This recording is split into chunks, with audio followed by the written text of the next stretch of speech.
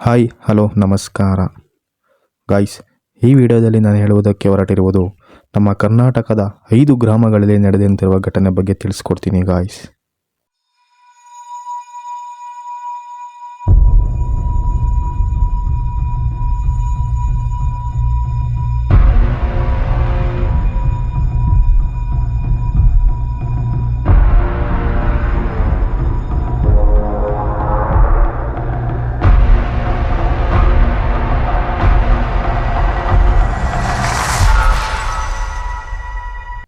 ಇದು ಸುಮಾರು ವರ್ಷಗಳ ಹಿಂದೆ ನಡೆದಿರುವ ಘಟನೆ. ಸುತ್ತಮುತ್ತಲಿನ 5 ಗ್ರಾಮಕ್ಕೆ ಒಂದೇ ಸ್ಥಳದಲ್ಲಿ ದೇವಸ್ಥಾನ ಇತ್ತಂತೆ. ಆ ದೇವಸ್ಥಾನದಲ್ಲಿ 5 ದೇವರುಗಳು ಇದ್ದವಂತೆ ಗೈಸ್. ಒಂದೊಂದು ಗ್ರಾಮಕ್ಕೆ ಒಂದು ದೇವರು ಸೇರಲಾಗಿತ್ತಂತೆ ಗೈಸ್.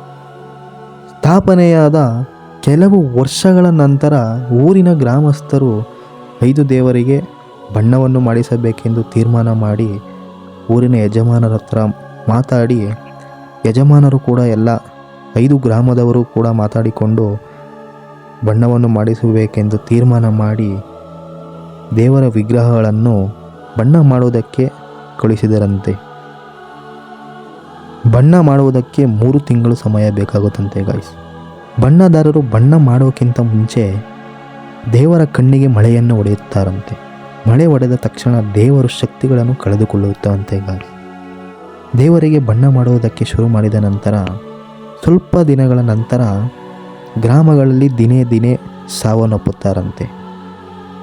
3 ತಿಂಗಳಷ್ಟರಲ್ಲಿ 15 ಜನರ ಸಾವು ಗ್ರಾಮಗಳಲ್ಲಿ ಆಗಿರುತ್ತವಂತೆ. 3 ತಿಂಗಳ ನಂತರ ಬಣ್ಣ ಆದ ಮೇಲೆ ದೇವರ ವಿಗ್ರಹಗಳಿಗೆ ನೇತ್ರಾಧಾರಣೆ ಮಾಡಿ ಶಕ್ತಿಯನ್ನು ತುಂಬುತ್ತಾರಂತೆ.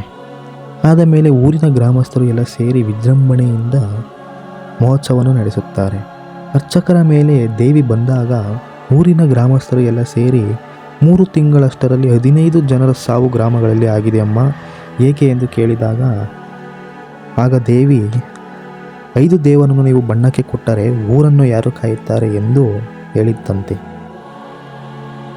ಆ ಸಮಯದಲ್ಲಿ ಊರಿನ ಒಳಗಡೆ ಆತ್ಮಗಳು ಬಂದಿದ್ದಾವೆ ಎಂದು ದೇವಿ ಹೇಳಿರುವುದು.